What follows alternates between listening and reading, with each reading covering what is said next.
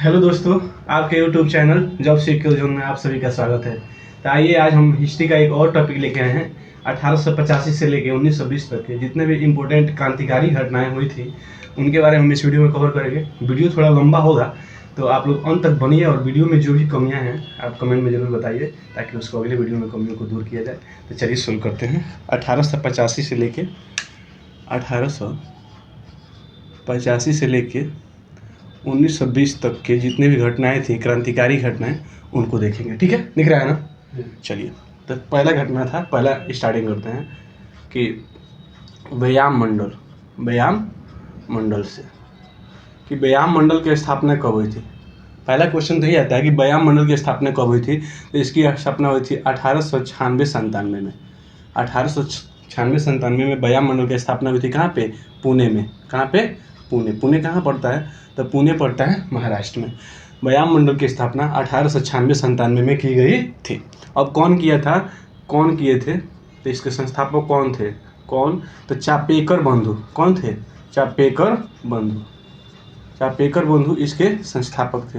अब चापेकर बंधु अगर ऑप्शन में नहीं देता है तो फिर चापेकर बंधु कौन कौन थे इसको देख लेंगे। तो चापेकर बंधु थे दामोदर हरि चापेकर,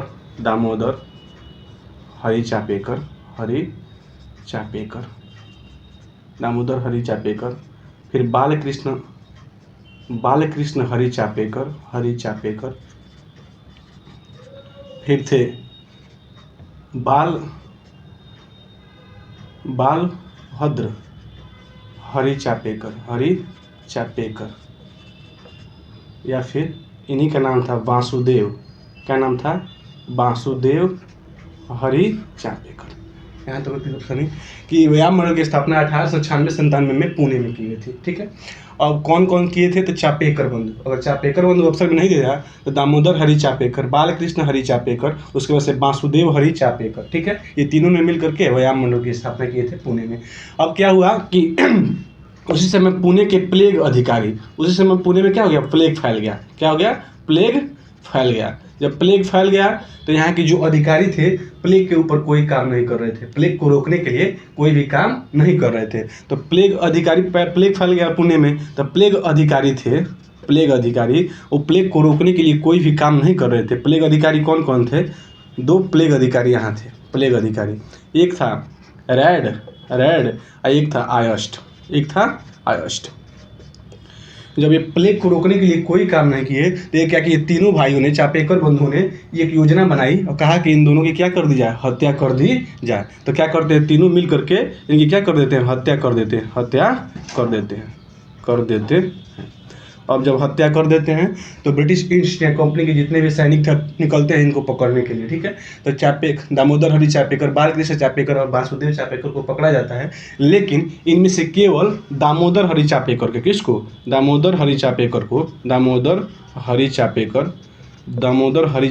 को क्या कर दी जाती है?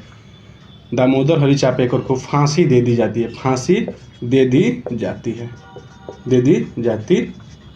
यहाँ तक कोई पता नहीं।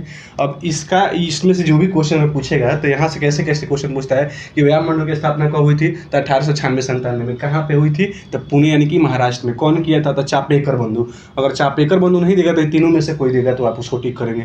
फिर आता है कि प्लेग अधिकारी उस समय कौन थे? तो रेड ऑन आयोस्ट को गोली किसने मारी? तो चापेकर बंधु ने मारी। ठीक है, अब क्या होता है? दामोदर हरि चापेकर को फांसी दे दी जाती है। अब इसी में शक के आधार पर क्या किया जाता है कि बाल गंगाधर तिलक को पकड़ा जाता है। बाल गंगाधर तिलक को पकड़ा जाता है और पकड़ करके इन्हें राजद्रोह के आरोप में, दिख रहा है जी, राजद्रोह के आरोप में 18 माह की सजा दी जाती है। 18 माह की इन्हें सजा दे दी जाती है। कब? 1897 में। तो क्वेश्चन पूछा हुआ है कि बाल गंगाधर तिलक पहले ऐसे पत्रकार थे जो राजद्रोह के आरोप में 18 माह की जेल की सजा काटे हुए थे। तो यहाँ से जो क्वेश्चन आएगा कैसे आएगा आप देख लिए। अब आगे देखेंगे जो भी घटनाएं घटी है महत्वपूर्ण उनको। उसके बाद आता है मित्र मेला। ये तो पहली घटना थी। अब दूसरा आता है मित्र मेला। तो सबसे पहले पूछता है कि मित्र मेला का गठन कब किया गया था। तो मित्र मेला का गठन हुआ था 1899 में। मित्र मेला का गठन कब हुआ था? 1899 में। अब कौन किया था? तो इसको कौन किए थे? तो किए थे बी डी सावरकर। कौन किए थे? B D Savarkar. B D Savarkar Mitra Mela के गठन करते हैं 1899 में। अब जो मित्र मेला है ना, यह जब 1904 आता है, 1904, तो ये बन जाता है अभिनव भारत। अभिनव भारत। मित्र मेला 1904 में बन जाता है अभिनव भारत। ठीक है, मित्र मेला का गठन होता है 1899 में। कौन करता है? तो बी डी सावरकर करते हैं। और 1904 में क्या बन जाता है? अभिनव भारत नामक संस्था बन जाती है। अब क्या करते हैं, देखते हैं कि बी डी सावरकर की ओर गोली बंदूक से काम नहीं चलेगा और बम बनाना सीखना पड़ेगा। तो क्या करते हैं, इसी के एक सदस्य थे, अभिनव भारत के सदस्य थे, जिनका नाम था पी एन बापट। क्या नाम था? P N Bapat. P N Bapat को भेजते हैं पेरिस। पी एन बापट को बी डी सावरकर और जितने भी सदस्य थे इनको भेजते हैं पेरिस, जाइए आप और वहाँ से बम बनाना सीख कर आइए। बम बनाना सीख कर आइए, तब अंग्रेजों को क्या किया जाएगा? तगड़ा जवाब इधर से दिया जाएगा। मित्र मेला का गठन 1899 में। ये अभिनव भारत कब बना? 1904 में। किसने इसका स्थापना किया था? B D Savarkar. इसके कौन से सदस्य गए थे पेरिस? तब पी एन बापट। यहाँ तक हो गया। तो यहीं से इतना ही क्वेश्चन इसमें से पूछता है। आगे बढ़ेंगे तो आता है एक अनुशीलन समिति। क्या आता है? अनुशीलन समिति। ये भी क्रांतिकारी संगठन था। इसकी स्थापना हुई थी 1903 में। कब हुई थी? 1903 में। कौन किया था? इसको भी जरूरी है। कौन किया था? तो इसको किए थे वारिंद्र कुमार घोष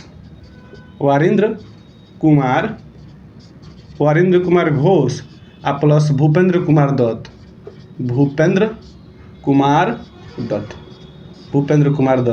वारिंद्र कुमार घोष और भूपेंद्र कुमार दत्त ने अनुशीलन समिति की स्थापना कब किए थे? 1903 में।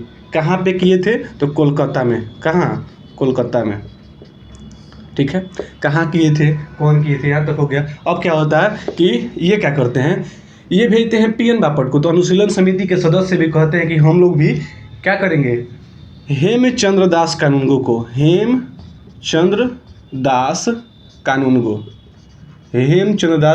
को क्या करते हैं? कानूनगो को ये भी पेरिस भेजते हैं। कहाँ भेजते हैं? पेरिस भेजते हैं कि आप जाइए और वहाँ से बम बनाना सीख कर आए।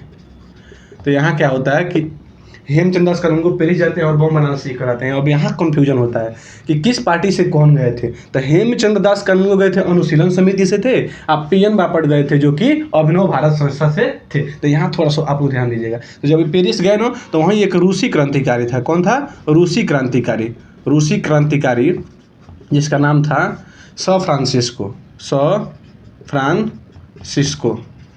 तो वो क्या करते हैं? सर फ्रांसिस्को से बम बनाना सीख कर आते हैं। बम बनाना सीखते हैं। ठीक है, तो यहाँ तक हो गया। तो बम बनाना किससे सीखते हैं? तो रूसी क्रांतिकारी सर फ्रांसिस्को से पेरिस में जाकर के बम बनाना सीख कर आते हैं। अब क्या होता है कि इनका एक अखबार आता है, एक पत्र था, एक पत्रिका आती है। एक पत्रिका इनका आता है जिसका नाम था भवानी मंदिर। पत्रिका क्या नाम था?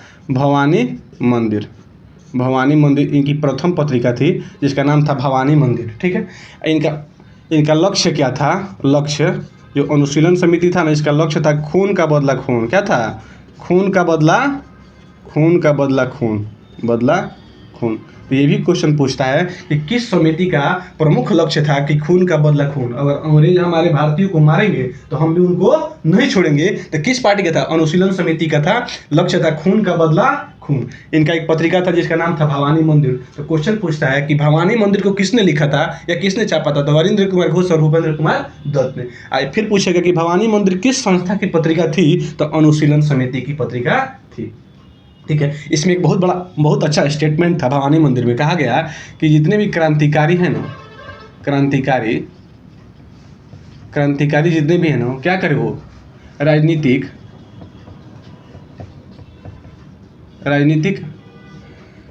रूप से क्रांतिकारी राजनीतिक रूप से तब तक अस्थिर रहें जब तक कि स्वाधीनता की प्राप्ति न हो जाए। मतलब कि क्रांतिकारियों को इन्होंने कहा कि आप लोग जितने भी क्रांतिकारी हैं, आप लोग क्या करना है? अस्थिर रहना है। मतलब स्थिर तो रहना है, एक्टिव रहना है, लेकिन दिखावे के लिए नहीं रहना है। तब तक रहना है जब तक कि स्वाधीनता की प्राप्ति न हो जाए। अब इसी दल के दो सदस्य थे। एक थे जिनका नाम था खुदीराम बोस, खुदीराम बोस, खुदीराम बोस और प्रफुल्ल चाकी, प्रफुल्ल चाकी। तो पहले तो क्वेश्चन पूछेगा कि खुदीराम बोस और प्रफुल्ल चाकी किस समिति से थे, तो अनुशीलन समिति से। तो खुदीराम बोस और प्रफुल्ल चाकी क्या करते हैं 30 अप्रैल को 30 अप्रैल 1908 को मुजफ्फरपुर के जज, किसके जज, मुजफ्फरपुर के जज, मुजफ्फरपुर के जज किंग्सफोर्ड पर, किस पर, किंग्सफोर्ड पर, मुजफ्फरपुर के जज किंग्सफोर्ड पर क्या करते हैं, बम फेंकते हैं, बम फेंकते हैं। अब इसका भाग देखिए, और बम क्या होता है, किंग्सफोर्ड की गाड़ी पर नहीं गिरता है, उसकी जो पीछे वाली गाड़ी थी कैनेडी की गाड़ी, कैनेडी की गाड़ी पर गिर जाता है। ठीक है, किसके गाड़ी पर गिर जाता है, कैनेडी की गाड़ी पर, कैनेडी की गाड़ी पर बम गिर जाता है, गाड़ी पर। अब देखिए कैनेडी भी नहीं मरता है। अब क्या होता है, कैनेडी की पत्नी जिसका नाम था प्रिंगले, क्या नाम था, प्रिंगले, और इसकी पुत्री, इन दोनों की क्या हो जाती है, हत्या हो जाती है। खुदीराम बोस और प्रफुल्ल चाकी 30 अप्रैल 1908 को क्या करते हैं, मुजफ्फरपुर के जज किंग्सफोर्ड पर क्या करते हैं, बम फेंकते हैं, लेकिन बम उसके गाड़ी पर नहीं गिरता है। किसकी गाड़ी पर गिरता है, कैनेडी की गाड़ी पर। और कैनेडी की भी हत्या नहीं होती है, कैनेडी की पत्नी प्रिंगले और उसकी उसकी पुत्री की क्या होती है, हत्या हो जाती है। अब क्या होता है, जब पूरा अंग्रेज जब हत्या हो जाता है तो इसको पकड़ने के लिए निकलते हैं। तब प्रफुल्ल चाकी क्या करते हैं, प्रफुल्ल चाकी क्या करते हैं, प्रफुल्ल चाकी आत्महत्या कर लेते हैं। क्या करते हैं, आत्महत्या। प्रफुल्ल चाकी आत्महत्या कर लेते हैं और खुदीराम बोस को 11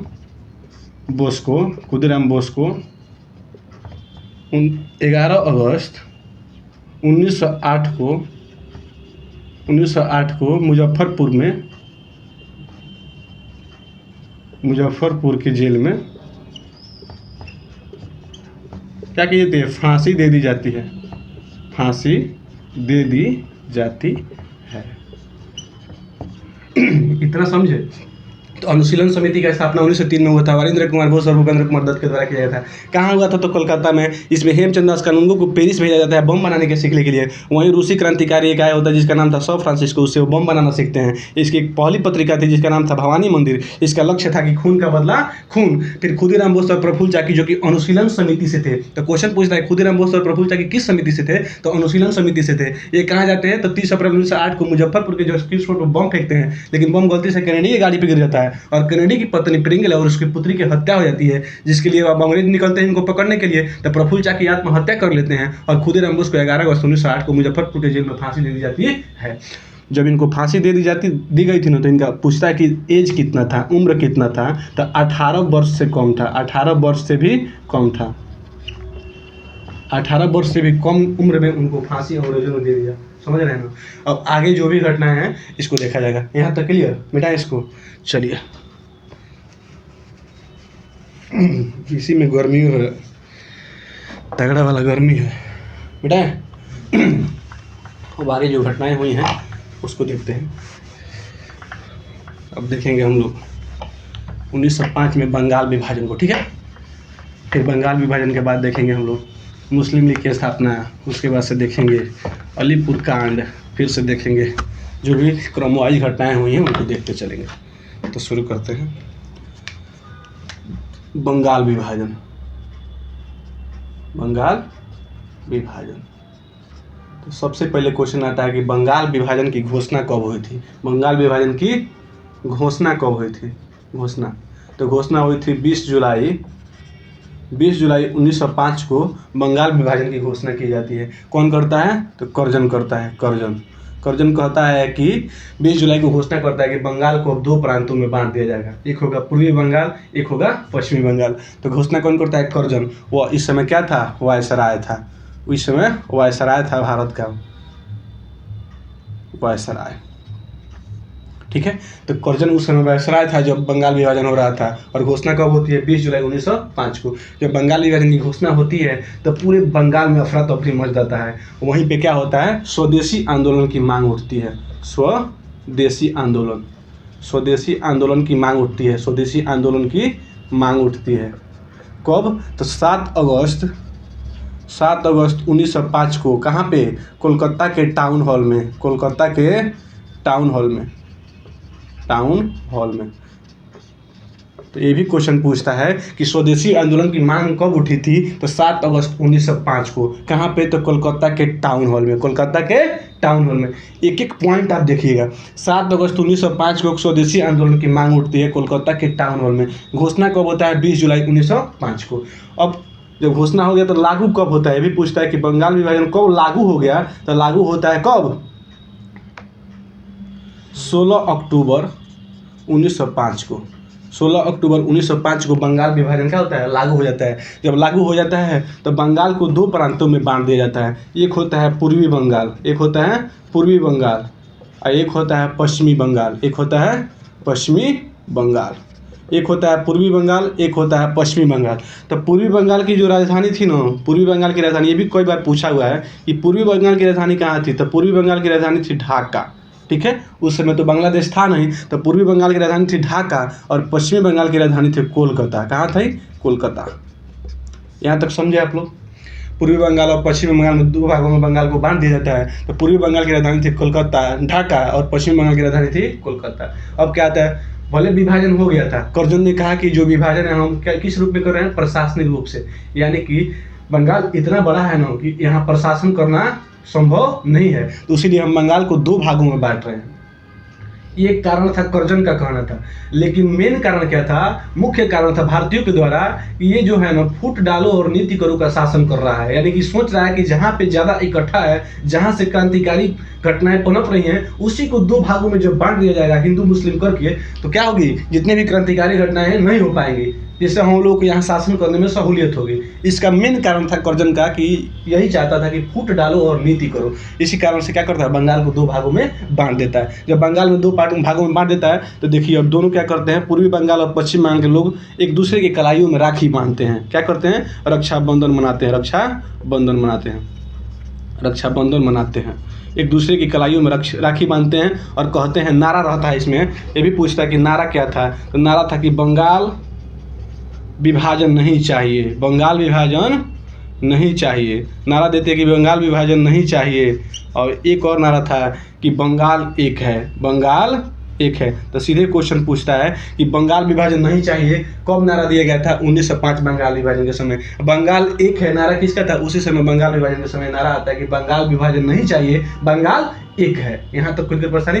अब चलिए, अब क्या होता है कि अलग अलग जगहों पर अलग अलग लोग इसका नेतृत्व करते हैं। किसका? स्वदेशी आंदोलन का। स्वदेशी आंदोलन का अलग अलग जगह पे अलग अलग लोग नेतृत्व करते हैं। तो पूछता है कि बंगाल में इसका नेतृत्व कौन कर रहा था? बंगाल में। फिर पूछता है कि यूपी में कौन कर रहा था? फिर पूछता है कि दिल्ली में कौन कर रहा था?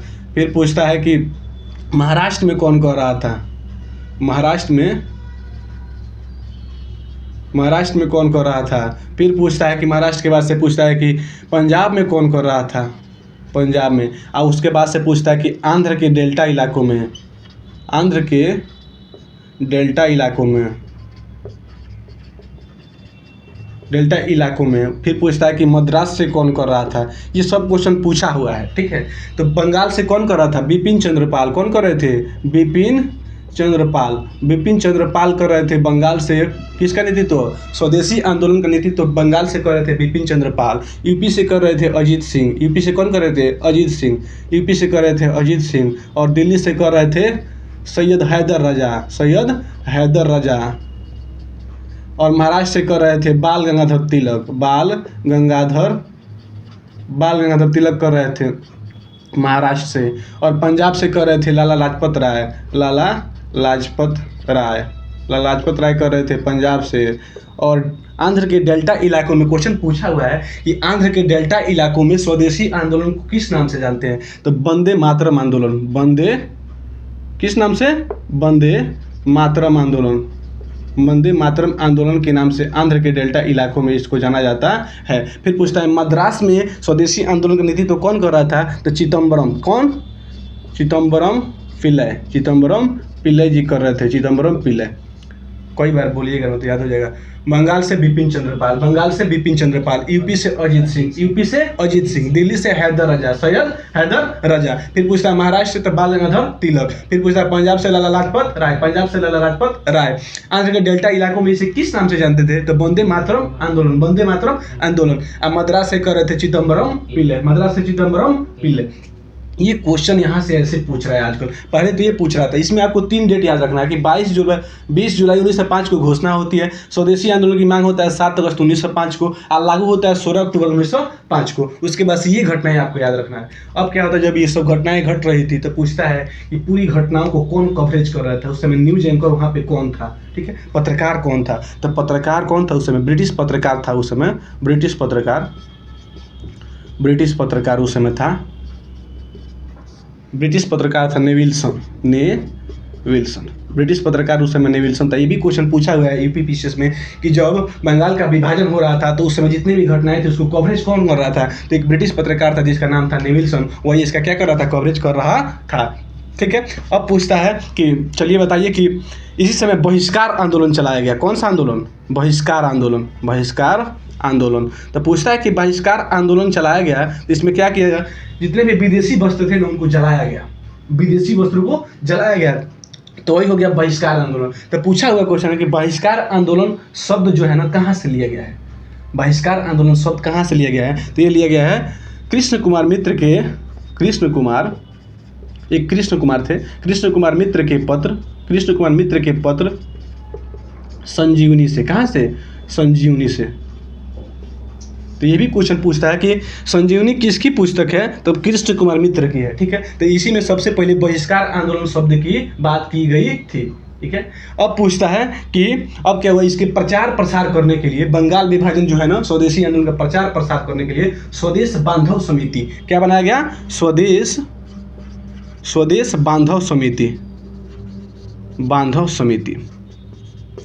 स्वदेश बांधव समिति का गठन किया गया। इसके प्रचार प्रसार करने के लिए स्वदेश बांधव समिति, आप लोग लिखते चलिएगा तो और अच्छा रहेगा। आप कई बार सुनिए। स्वदेश बांधव समिति की स्थापना इसके प्रचार प्रसार करने के लिए की गई। कौन किए थे? तो अश्विनी कुमार दत्त। तो कौन किए थे? अश्विनी कुमार दत्त इसके प्रचार प्रसार करने के लिए स्वदेश बांधव समिति का गठन करते हैं।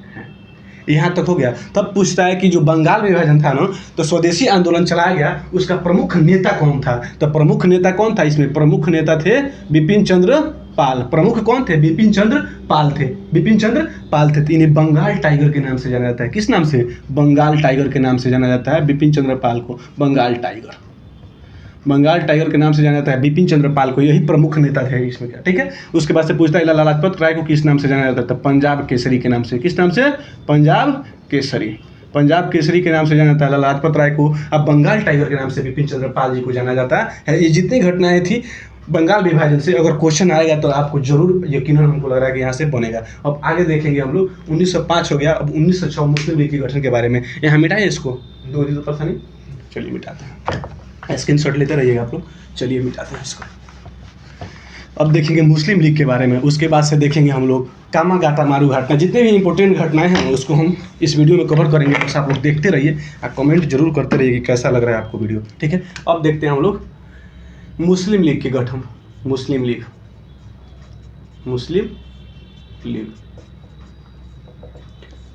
अब क्या था? मुस्लिम लीग के गठन होता है कब? 30 दिसंबर 1906 को मुस्लिम लीग के गठन होता है। सबसे पहले पूछेगा क्वेश्चन कि मुस्लिम लीग के गठन कब हुआ था? तो 30 दिसंबर 1906 को। कहाँ पे हुआ था? तो ढाका में। कहाँ पे हुआ था? ढाका में। तब पूछता है उस समय वायसराय कौन था? तो इस समय वायसराय था मिंटो द्वितीय। कौन था? मिंटो द्वितीय। तब पूछता है कि उस समय भारत सचिव कौन था? भारत सचिव जो पूछा है उसको आप लोग देखते चलिए। भारत सचिव था मार्ले। कौन था?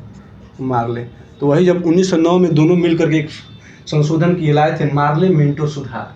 तो मार्ले उस समय था भारत सचिव और मिंटो उस समय था वायसराय। तो ये भी क्वेश्चन पूछा गया कि मुस्लिम लीग के गठन के समय वायसराय कौन था? तो मिंटो द्वितीय। उस समय भारत सचिव कौन था? तो मार्ले था। कब स्थापना हुई थी? तो 30 दिसंबर 1906 को ढाका में हुई थी। यहाँ तक कोई पता नहीं। अब क्या होता है? स्थापना करते हैं ढाका में, लेकिन मुख्यालय देखिए कहाँ बनाते हैं। इनका मुख्यालय कहाँ था, पूछता है कि मुस्लिम लीग का मुख्यालय कहाँ था, तो इनका मुख्यालय था लखनऊ में। कहाँ पे, लखनऊ में। मुख्यालय कहाँ बनाते हैं, लखनऊ में। मुख्यालय लखनऊ में बनाते हैं। तब पूछता है कि अपना संविधान कहाँ पे लागू किए, संविधान।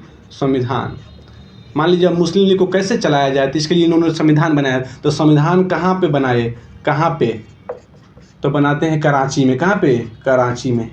कराची में आप लोग संविधान बनाते हैं कब, 1907 में। ये ध्यान देते चलिएगा कि संविधान कहाँ पे बनाते हैं, तो कराची में 1907 में। अपना मुख्यालय कहाँ बनाते हैं, तो लखनऊ में। स्थापना कहाँ करते हैं, ढाका में। कौन कौन थे उसमें संस्थापक, इसके कौन थे, संस्थापक, ये भी क्वेश्चन पूछ लेता है। तो आगा खां, कौन, आगा खां, आप प्लस सलीम उल्ला खां। कौन, सलीम उल्ला खां। यहाँ तक हुआ। इसके संस्थापक थे आगा खां प्लस सलीमुल्लाह खां। इसकी संविधान लागू होती है कराची में 1907 में। मुख्यालय इसका होता है लखनऊ में। यहाँ तक कोई दिक्कत पता नहीं। अब बढ़ते हैं। अब क्या होता है कि इनका जो बैठक था, पहली बैठक, ये सब क्वेश्चन पूछा हुआ है कि पहली बैठक मुस्लिम लीग की कब हुई थी, तो होती है 1908 में। कब होती है, 1908 में। कहाँ पे होती है, तो अमृतसर में। कहाँ पे, अमृतसर में। समझ रहे हैं। स्थापना करते हैं ढाका में, मुख्यालय बनाते हैं लखनऊ में, संविधान लागू करते हैं कराची में, और पहली बैठक होती है 1908 में अमृतसर में। ठीक है। अब इसकी एक संस्था जो थी, इसकी संस्था जो थी, इसको क्या करते हैं, लंदन में खोलते हैं। लंदन में एक संस्था इसकी कहाँ खोलते हैं, लंदन में। तो लंदन में जब खोलते हैं तो पूछता है एक संस्था लंदन में जब खोली गई तो किसके द्वारा खोली गई, तो 1908 में किसके द्वारा, 1908 में सैयद अमीर अली, जो भाई पैसा वाला होगा वही ना जाके खोलेगा। तो इसको याद रखिएगा कि जो पैसा वाला था, अमीर था, वही जाके इसकी संस्था के कहाँ खोलता है, लंदन में खोलता है। देखिए कैसे क्या है इसका। जैसे मान लीजिए कि भारत का मैप हो गया, थोड़ा मोटा मोटी मान लीजिएगा आप लोग।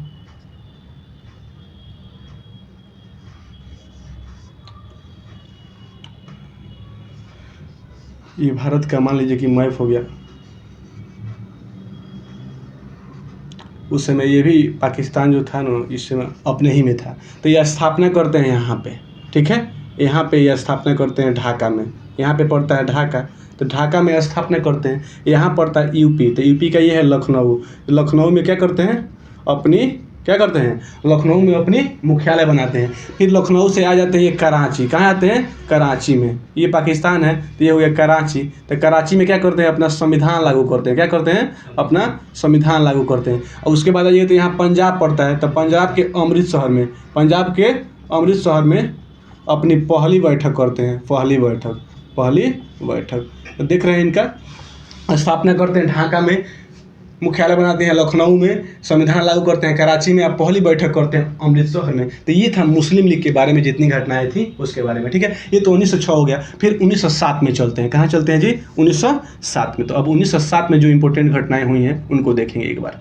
1907 में क्या होता है कि 1907 में 22 अगस्त को, कब, 22 अगस्त 1907 को, 22 अगस्त 1907 को कहाँ पे, जर्मनी में।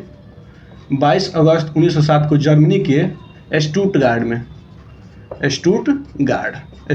में क्या होता है, 7वीं अंतर्राष्ट्रीय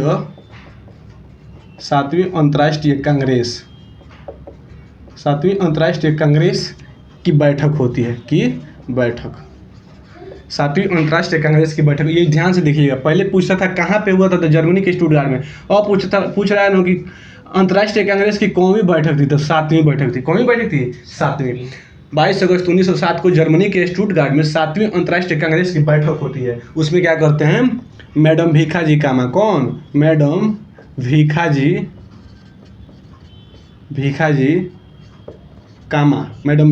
कामा, ये क्या करती हैं, वहाँ पे क्या करती हैं, झंडा फहराती हैं, भारत की झंडा फहराती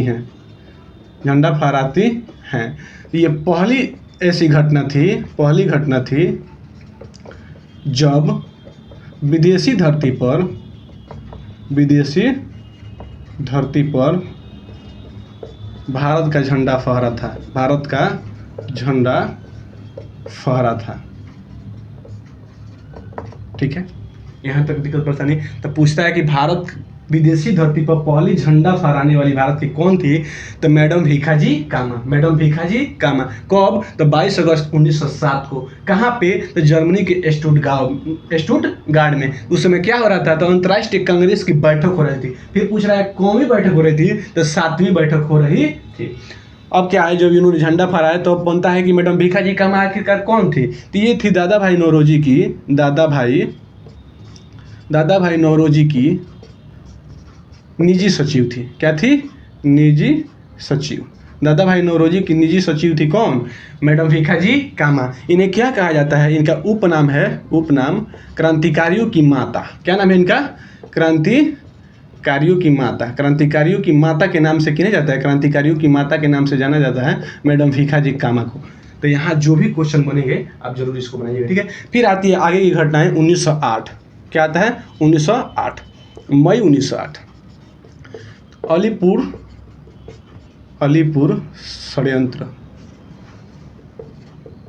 षड्यंत्र होता है। इसमें क्या होता है कि 31 आदमियों को मई 1908, ध्यान रखिएगा, पूछता है सीधे क्वेश्चन कि अलीपुर षड्यंत्र कब हुआ था? तो मई 1908 में। कहाँ पे हुआ था? तो कोलकाता में। कहाँ हुआ था जी? कोलकाता में। कोलकाता में होता है अलीपुर षड्यंत्र। कब होता है? मई 1908 में। इसमें क्या होता है कि 31 व्यक्तियों को क्या किया जाता है? अवैध हथियार रखने के जुर्म में, अवैध हथियार रखने के जुर्म में पकड़ा जाता है। अलीपुर षड्यंत्र किस होता है? कोलकाता में, मई 1908 में। इसमें 31 व्यक्तियों को अवैध हथियार रखने के जुर्म में पकड़ा जाता है। भाई हमारे पास हथियार है तो कैसे पता चला? कोई ना कोई बताया होगा। तो इसमें जो मुखबरी किया था ना, जो बताया था, उसको मुखबरी कहते हैं, मुखबिर। तो मुखबरी जो किया था वो था नरेंद्र नाथ गोसाई। कौन था? नरेंद्र नाथ गोसाई यही मुखबरी किया और बता दिया कि इतने व्यक्ति यहाँ पे हथियार रखे हुए हैं अवैध तरीके से। अंग्रेजों को जाकर के खबर दे दिया। जितने भी गद्दार थे ना, अपने इंडिया के ही थे, तभी जाके इतना घटनाएं हुई हैं। तो इसमें मुखबरी किया था नरेंद्र गोसाई सब जाकर के बात बता दिया। तो इसमें जो मुख्य चेहरा था अरविंद घोष। कौन थे? अरविंद घोष। इसमें लंबा केस चला। इसमें अरविंद घोष को कुछ लोगों को इसमें पकड़ा गया, गिरफ्तार भी किया गया। और अरविंद घोष को क्या किया गया? छोड़ दिया गया। क्या किया गया? छोड़ दिया गया। अब जब अरविंद घोष को छोड़ दिया गया ना, तो क्या करते हैं? 1908 में ही राजनीतिक जीवन से संन्यास ले लेते हैं। कहते हैं आज के बाद हम राजनीतिक नहीं करेंगे और आध्यात्मिक जीवन में चले जाते हैं। आज जाके पुंडीचेरी चले जाते हैं। कहाँ पे? पांडिचेरी में। कहाँ पे जाते हैं? पांडिचेरी में जाते हैं। वहीं पे ओरेविले आश्रम की स्थापना करते हैं। ओरेविले आश्रम की स्थापना करते हैं। तो ये भी क्वेश्चन पूछता है कि ओरेविले आश्रम का संबंध किससे है? तो अरविंद घोष से है। ओरेविले आश्रम का संबंध किससे है? तो अरविंद घोष से है। ओरेविले आश्रम कहाँ पड़ता है? तो पांडिचेरी में। पांडिचेरी कहाँ पता है ना? जैसे कि भारत है तो यहाँ पड़ता है तमिलनाडु। तो पांडिचेरी इस समय 3 भागों में बटा हुआ है। एक होता है, एक आंध्र प्रदेश में इसका भाग है, एक इसका भाग 2 भाग तमिलनाडु में है और 1 भाग इसका केरल में है। ठीक है। तो पांडिचेरी अभी 4 भागों में बटा हुआ है। तो इस 4 भागों में यही अब पांडिचेरी में जाकर तमिलनाडु वाले पांडिचेरी में ओरेविले आश्रम की स्थापना करते हैं। यहाँ तो कोई दिक्कत परेशानी। तो ये था 1908 की घटनाएं। अब हम लोग देखेंगे जो भी इसके आगे घटनाएं घटी हैं उसके बारे में। ठीक है बेटा, इसको कोई दिक्कत परेशानी यहाँ तक? चलिए 1908 हो गया। अब आगे देखेंगे जो भी घटनाएं घटी हैं। अब देख लेते हैं दिल्ली दरबार के बारे में। दिल्ली दरबार कैसे हुआ था, कब कब हुआ था, एक ही साथ देख लेंगे उसको। ठीक है, देखते हैं यहाँ दिल्ली दरबार।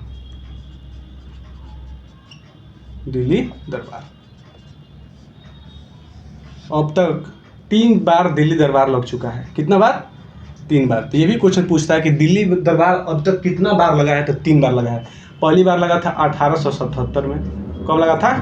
1877 में। दूसरी बार लगा था 1903 में और तीसरी बार लगा था 1911 में। तो हम लोग को 1911 वाला ही पढ़ना है, लेकिन इसको भी जान लीजिए कि पहली बार लगा था 1977 में, दूसरी बार लगा था 1903 में और तीसरी बार लगा था 1911 में।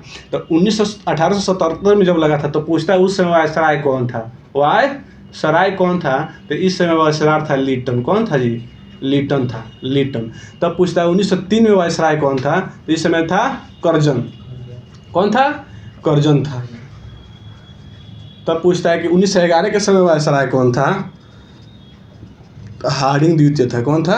हार्डिंग द्वितीय। ठीक है। तो 1911 में तीसरी बार जब बंगाल दिल्ली दरबार होता है तो इस समय वायसराय कौन था? हार्डिंग द्वितीय। कौन था? हार्डिंग द्वितीय। हार्डिंग द्वितीय था। तो हम लोग को विशेष रूप से इसी को पढ़ना है, केवल आप इसको जानते रहिए कि कैसे क्या होता है। ठीक है।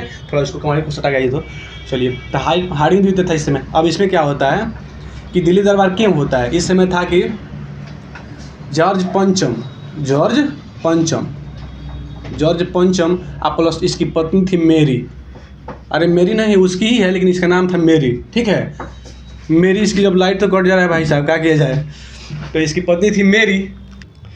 तो इस समय वायसराय था हार्डिंग द्वितीय। लाइट थोड़ा कट जा रहा है तो थोड़ा सा मैनेज कर लीजिएगा। और उस समय क्या हुआ था कि जॉर्ज पंचम और मेरी नहीं, मतलब इसकी पत्नी थी, उसका नाम था मेरी। तो मेरी के स्वागत में, इसके स्वागत में क्या होता है? दिल्ली दरबार का आयोजन किया जाता है। तो इसके स्वागत में दिल्ली दरबार का आयोजन किया जाता है। इससे पहले क्या किया जाता है? गेटवे ऑफ इंडिया, क्या? गेटवे ऑफ इंडिया का स्थापना किया जाता है। गेटवे ऑफ इंडिया का स्थापना किया कहाँ किया जाता है? मुंबई में। या मुंबई में ही आते हैं, यहीं गेटवे ऑफ इंडिया पर इनका पूर्ण रूप से स्वागत होता है और उसके बाद से आते हैं। तो दिल्ली दरबार लगता है कब? तो 12 दिसंबर 1911 को। 12 दिसंबर 1911 को दिल्ली में दिल्ली दरबार होता है। कब होता है?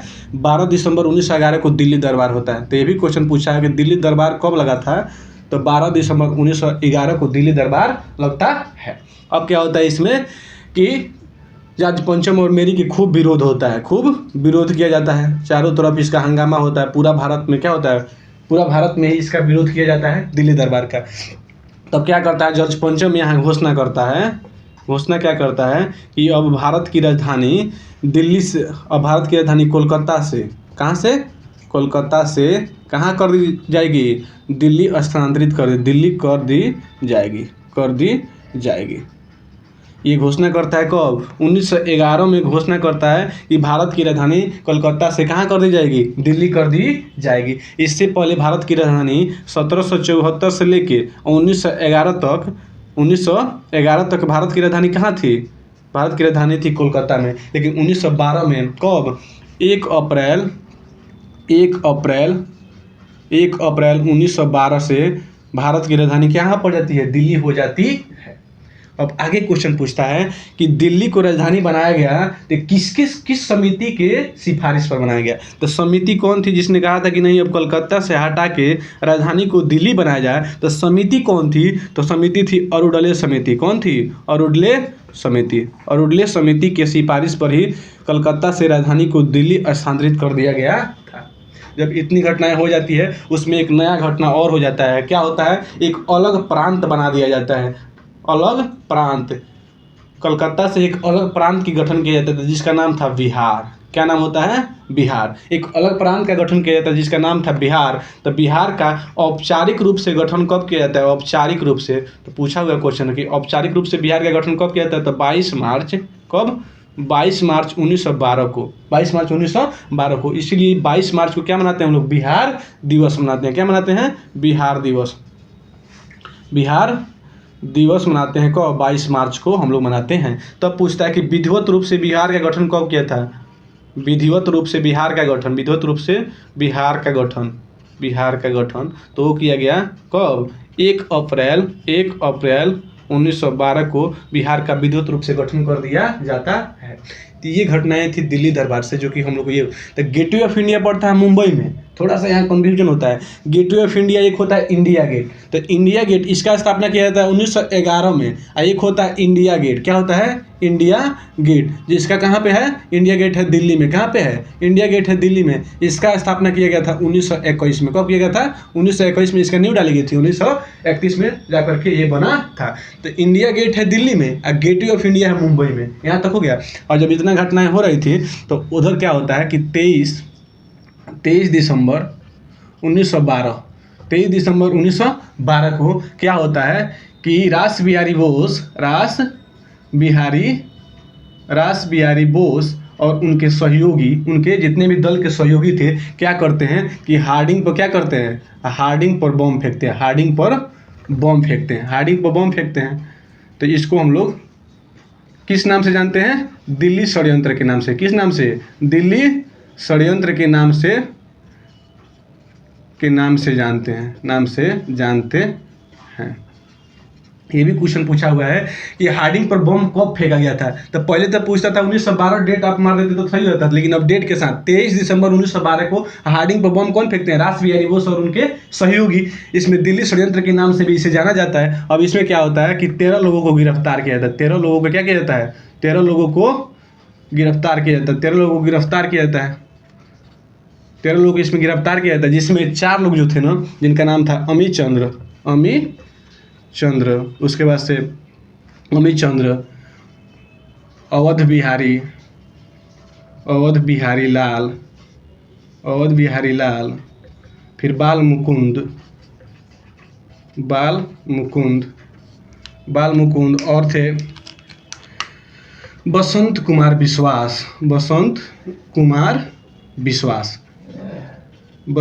विश्वास। इनको क्या की जाती है, फांसी दे दी जाती है। ध्यान से देख रहे हैं। 23 दिसंबर 1912 को रास बिहारी बोस और उनके सहयोगी ने हार्डिंग पर बम फेंकते हैं, जिसे दिल्ली षड्यंत्र के नाम से जाना जाता है। 23 दिसंबर 1912। अब 13 लोगों को गिरफ्तार किया जाता है। अब पूछता है कि ये लोगों के बारे में मुखबरी किसने किया था। तो यानी कि इसमें मुखबरी किसने किया था, मुखबरी जो था ना, किसने बताया था कि यही लोग इसमें बम फेंके थे। तो इसमें था दीनानाथ। कौन था जी, दीनानाथ। तो इसमें मुखबिर जो था ना, बताने वाला जो था, तो दीनानाथ था। यही जाकर के बता दिया था कि ये कहाँ है और कौन कौन इसमें शामिल थे। अंग्रेजों से मुखबरी किसने किया था, दीनानाथ ने मुखबरी कर देता है, और उसके बाद से पकड़े जाते हैं। और रास बिहारी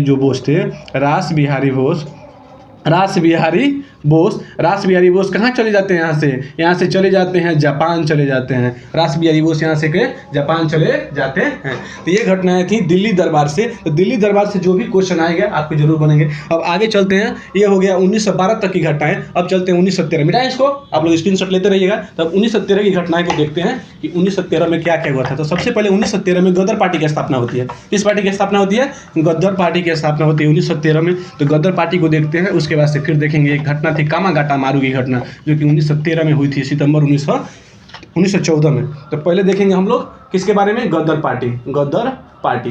तो पूछता है कि गदर पार्टी की स्थापना कब हुई थी। तो इसकी स्थापना हुई थी 1 नवंबर 1913 को, 1 नवंबर 1913 को। फिर पूछता है कहाँ हुई थी। तो ये हुई थी सैन फ्रांसिस्को में। कहाँ पे,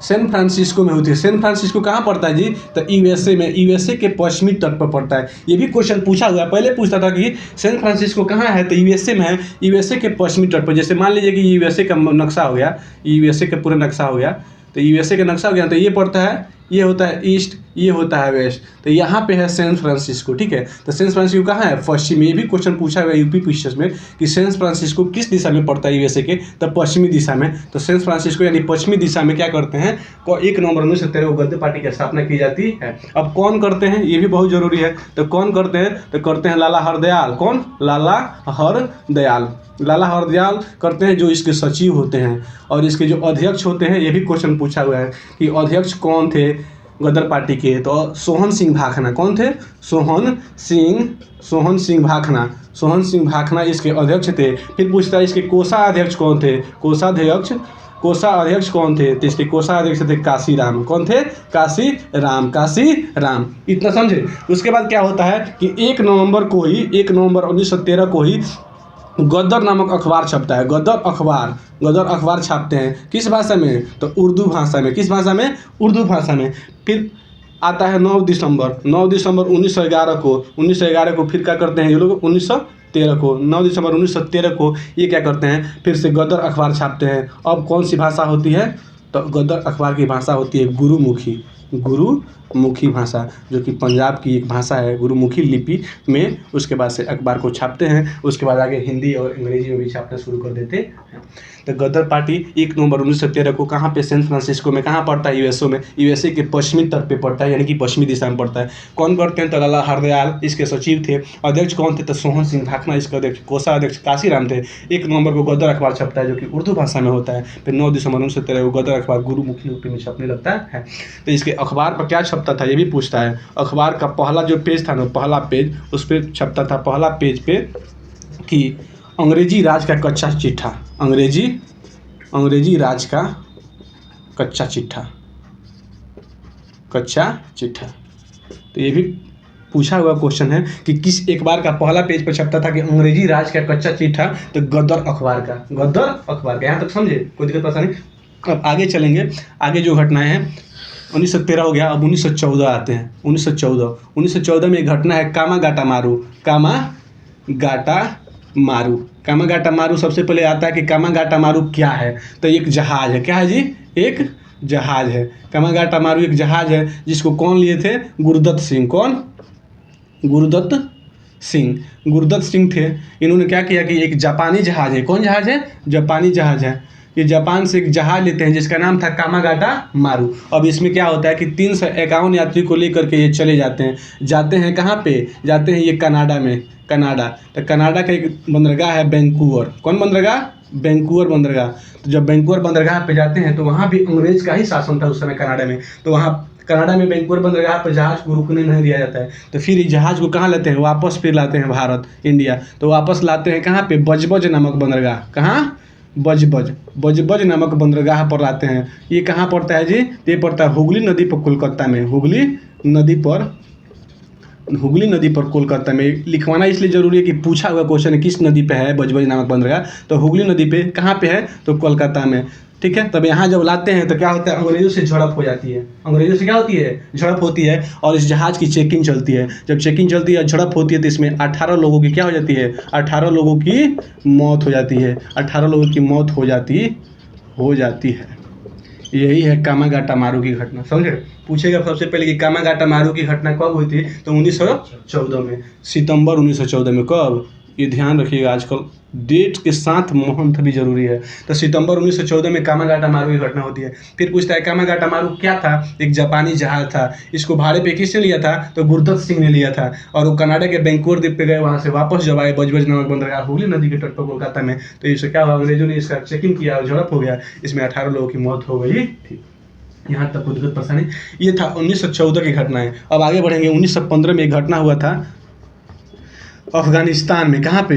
अफगानिस्तान में महेंद्र प्रताप सिंह थे, एक राजा थे महेंद्र प्रताप सिंह, जो कि क्या किए? महेंद्र प्रताप सिंह ने अफगानिस्तान में एक स्वायत्त राज्य की स्थापना कर देते हैं। इसमें जर्मनी, ब्रिटेन, जितने भी मित्र राष्ट्र थे, उन्होंने इसका सहयोग भी करते हैं। और वो अपने आप को क्या करते हैं? वहाँ का राष्ट्रपति मान लेते हैं। अब बकारुल मुल्क को वहाँ के प्रधानमंत्री घोषित कर देते हैं। महेंद्र प्रताप क्या मान लेते हैं? अपने आप को राष्ट्रपति। ये कोई जरूरी घटना नहीं है, बस ऐसे आप लोग ध्यान में रखिएगा, कहीं पूछ देता है तो पूछेगा तो इसको आप लोग निपटा दीजिएगा। यहाँ तो हो गया 1915। अब आते हैं हम लोग 1916 की घटनाएं, यानी कि होम रूल के बारे में। इसे मिटा सकते हैं, थोड़ा लंबा टॉपिक है, मिटा इसको। चलिए अब आएंगे हम लोग होम रूल के बारे में, देखेंगे कि होम रूल क्या है। तो होम रूल की स्थापना जो हुई थी ना, 3 जगहों पे हुई थी। ठीक है। तो तीनों जगहों पे अलग अलग समय में हुई थी, अलग अलग लोग इसका नेतृत्व कर रहे थे। तो उसको भी हम लोग देख लेते हैं कि होम रूल क्या है। सबसे पहले होम रूल में घर का शासन, समझ रहे हैं ना? होम रूल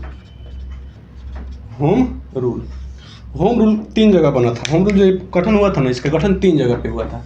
पहला हुआ था लंदन में, एक होता है 1916 में, अप्रैल 1916, ये होता है पुणे में।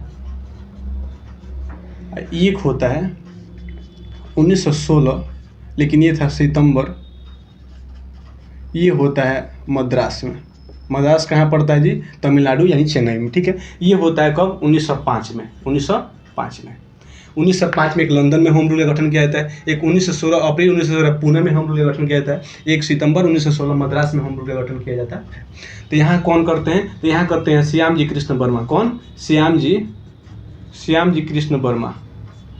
श्याम जी कृष्ण वर्मा करते हैं कहाँ पे, लंदन में होम रूल की गठन 1905 में। तो इन्हें क्या कहा जाता है, इन्हें क्रांतिकारियों का पिता कहा जाता है, क्रांतिकारियों का पिता। अभी इस समय कुछ देर पहले बताए थे क्रांतिकारियों का माता किसे कहता है, तो मैडम भीखाजी कामा। तो क्रांतिकारियों के पिता कौन हो गए, पिता कौन थे, श्याम जी कृष्ण वर्मा थे। यहाँ इतना ही इसमें जानना है, इसके बारे में हम डिटेल्स पहले वीडियो में बता चुके हैं। तो अब आता है 1916 जो पुणे में हुआ था, इसकी स्थापना कौन किए थे, इसकी स्थापना करते हैं बाल गंगाधर तिलक। कौन करते हैं, बाल गंगाधर तिलक। बाल गंगाधर तिलक इसकी स्थापना करते हैं, ठीक है। अप्रैल 1916 में पुणे में स्थापना करते हैं बाल गंगाधर तिलक। तब पूछता है इसके अध्यक्ष कौन थे, अध्यक्ष, ठीक है। तो जोसेफ बैप्टिस्टा, कौन थे, जोसेफ बैप्टिस्टा, जोसेफ बैप्टिस्टा इसके अध्यक्ष थे। और इसके सचिव कौन थे, ये भी ये क्वेश्चन जो है ना पूछा हुआ क्वेश्चन है कि अध्यक्ष कौन थे, तो जोसेफ बैप्टिस्टा। और सचिव कौन थे, तो एनसी केलकर। कौन थे, एनसी केलकर। पहले पूछ देता था कि चलिए बताइए होम रूल का गठन कब हुआ था, तो अप्रैल 1916 में आगे निकलिए। आजकल थोड़ा डीप में पूछ रहा है तो उसके लिए हम लोग डीप में पढ़ेंगे। अध्यक्ष थे जोसेफ बैप्टिस्टा, सचिव थे एनसी केलकर, ठीक है। अब क्या होता है, तब इसकी गठन हो जाती है तो ये इसका प्रचार प्रसार करने के लिए क्या करते हैं, 2 अखबार का गठन करते हैं। एक था गदर नहीं, मराठा। क्या था, मराठा। एक था केसरी। कौन था, केसरी। एक था मराठा, एक था केसरी। एक था मराठा, एक था केसरी। तो पूछता कि मराठा किस भाषा में था, नाम है इसका मराठा, लेकिन ये था अंग्रेजी में। किस में था, अंग्रेजी में। तो यहाँ यही ध्यान देना है कि मराठा जो पत्रिका था अंग्रेजी में था, और जो केसरी था ये था मराठी में। किस में था, मराठी में। यहाँ ध्यान दीजिएगा आप लोग, मराठा था अंग्रेजी में और केसरी था मराठी में। तो यहाँ से क्वेश्चन ऐसे ही पूछेगा कि मराठा पत्रिका किस भाषा में था, तो अंग्रेजी में, और केसरी किस में था, तो मराठी में। यहाँ तक हुआ। चलिए अब थोड़ा बाल गंगाधर तिलक के बारे में कुछ पॉइंट हम लोग देखेंगे इसके बारे में। बाल गंगाधर, थोड़ा ये कैरेक्टर बहुत ही अच्छा कैरेक्टर है, इसके बारे में देखिए बाल गंगाधर तिलक के बारे में। इन्होंने क्या किया था, सबसे पहले जेल जाने वाले 1897 में 18 माह के लिए यही थे। हम इसको बताए थे शुरू में ही, 18 माह के लिए सबसे पहले जेल गए थे ये। उसके बाद से दूसरी बार जाते हैं 1908 में। कब जाते हैं, 1908 से लेकर के इन्हें 6 वर्ष की सज़ा होती है, 1908 से लेकर 1914 तक, राजद्रोह के आरोप में। राजद्रोह के आरोप में इन्हें सज़ा होती है 1908 से लेकर 1914, 6 वर्षों तक। तो पूछा था कि सज़ा सुनाने वाला जज कौन था, सज़ा सुनाने वाला जज कौन था, सुनाने वाला जज ये पूछा हुआ है, उसी लिए लिखवा दे रहे हैं। सज़ा सुनाने वाला जज कौन था, तो उसका नाम था दावर। क्या नाम था उसका, दावर। यहाँ तो परेशानी ये क्या किए थे कि प्रचार प्रसार करने के लिए, लोगों को एकजुट करने के लिए, अंग्रेजों के खिलाफ लोगों को एकजुट करने के लिए 2 संस्थाएं बनाए थे। एक बनाए थे 1903 में, 1903 करें 1893 में, 1893 में, एक बताए थे 1895 में। तो 1893 में इन्होंने बनाया था कौन सा, गणपति महोत्सव। गणपति महोत्सव 1893 में गणपति महोत्सव का गठन करते हैं। 1895 में किसका गठन करते हैं जी, शिवाजी महोत्सव। शिवाजी महोत्सव का गठन करते हैं कब, 1895 में। तो ये था थोड़ा सा बाल गंगाधर तिलक के बारे में। ये क्या हुआ था, क्या इनको ना वेलेंटाइन सिरोल, कौन, वेलेंटाइन सिरोल जो था ना, वेलेंटाइन सिरोल, इन्होंने कहा था अशांति का जनक। क्या कहा था, अशांति का जनक कह दिया था, अशांति का जनक। तो इन्होंने क्या किया, उस पर जा करके मानहानि का केस कर दिए थे कि भाई तू कैसे बोल दिया। तो वेलेंटाइन सिरोल जो था ना, वेलेंटाइन सिरोल, इनको कहा था अशांति का जनक। इन्होंने जाकर उस पर मानहानि का केस कर दिया था। तो ये भी पूछता है कि किसने कहा था अशांति का जनक बाल गंगाधर तिलक को, तो वेलेंटाइन सिरोल। किसे अशांति का जनक कहा गया था, तो बाल गंगाधर तिलक को। किसने कहा था, वेलेंटाइन सिरोल। इसकी पुस्तक है एक, इसकी एक पुस्तक है, उसी में कहा गया था, जिसका नाम क्या है, इंडिया अनरेस्ट।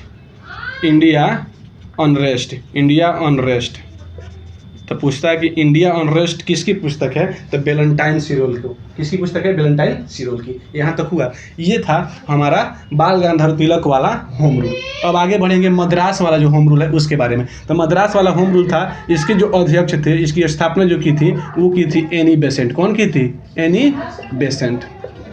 तो इसकी स्थापना की थी एनी बेसेंट इसकी स्थापना करते हैं। तब पूछता है इसके सचिव कौन थे, तो इसके सचिव थे कौन, अरुडले। कौन थे, अरुडले, जिसने क्या किया था, इसी ने कहा था कि राजधानी को कोलकाता से हटा करके दिल्ली बनाया जाए। तो यही अरुडले कमेटी के ही तहत 1911 में कलकत्ता से राजधानी को हटा करके दिल्ली किया गया था, तो वही अरुणली को इन्होंने सचिव बनाया, खुद इसके अध्यक्ष बन गई। और अन्य इसके जो सदस्य थे, इस सदस्यों में बहुत लोग अच्छे लोग शामिल थे, जिसमें शामिल था जिन्ना भी शामिल था इसी में, जिन्ना, फिर मोतीलाल नेहरू, मोतीलाल नेहरू, ये पूछा हुआ क्वेश्चन है, नेहरू।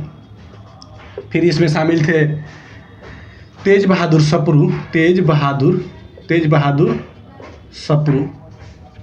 बहादुर सप्रू भी इसमें शामिल थे। तो सदस्यों में जिन्ना, मोतीलाल नेहरू और तेज बहादुर सप्रू शामिल थे। यहाँ तो कुछ पता नहीं, तो आगे बढ़ेंगे जब सचिव हो गया ये। उसके बाद से क्या होता है कि ये अपने जो प्रसार करने के लिए न्यू इंडिया, न्यू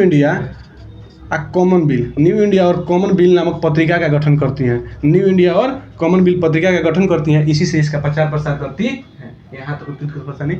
अब क्या होता है कि और भी इससे क्वेश्चन पूछता है कि मद्रास में जो किया था, तो इन्होंने अपना होम रूल का गठन को कब वापस ले लिया, तो ये वापस ले ली थी 20 अगस्त। कब? 20 अगस्त 1917 को। कब ले ली थी? 20 अगस्त 1917 को वापस ले लेती हैं होम रूल को। होम रूल से खुद को क्या कर लेती हैं? होम रूल से अपने को अलग कर लेती हैं, अलग। अब भाई पूछा हुआ क्वेश्चन है कि अलग क्यों कर ली? 20 अगस्त 1917 को होम रूल से अपने आप को अलग कर लेती हैं। क्यों कर लेती हैं? क्योंकि 20 अगस्त 1917 को आता है कौन सा? मॉन्टेग्यू घोषणा। क्या आता है? मॉन्टेग्यू घोषणा होता है। इस घोषणा में क्या कहा जाता है कि भारत की जो आज़ादी है ना, एकाएक नहीं दिया जाएगा, क्रमबद्ध तरीके से दिया जाएगा। कभी किसी पार्ट में आज़ादी दिया जाएगा, कभी किसी पार्ट में। जब ये बात सुनती हैं 1917 में होम रूल, एनी बेसेंट कहती हैं कि अब हम अपने आप को होम रूल से क्या करते हैं? अलग करते हैं। तो ये भी क्वेश्चन पूछा हुआ है कि एनी बेसेंट ने अपने आप को होम रूल से कब अलग कर लिया? तब 20 अगस्त 1917 को। क्यों अलग कर ली? क्योंकि उसमें आया था मॉन्टेग्यू घोषणा में। इसमें क्या कहा गया था? कहा गया कि भारत को क्रमबद्ध तरीके से आज़ादी या स्वाधीनता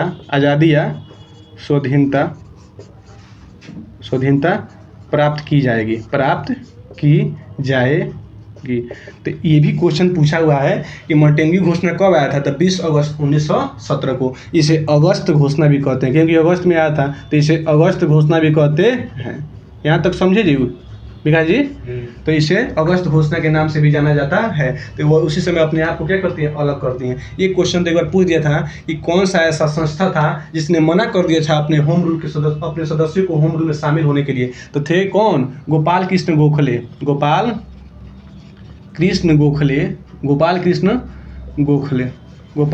गोखले ने अपने सदस्यों को, इन्होंने 1905 में क्या सर्वेंट ऑफ इंडिया सोसाइटी की स्थापना की थी। तो गोपाल कृष्ण गोखले ने अपने सदस्यों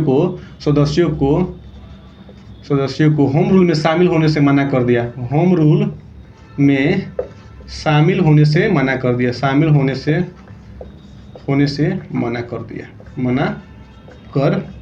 दिए थे। तो ये भी क्वेश्चन ध्यान में रखिएगा कि कौन सा गठन था। तो गोपाल कृष्ण गोखले ने कहा कि जो भी हमारे सदस्य हैं होम रूल में शामिल नहीं होंगे। ये हो गया होम रूल के बारे में। वीडियो थोड़ा लंबा हो रहा है, तो अगले बार में जितना इसमें से बचा हुआ है उसको हम अगले वीडियो में कर देंगे। तब तक के लिए आप वीडियो को देखिए। जय हिंद।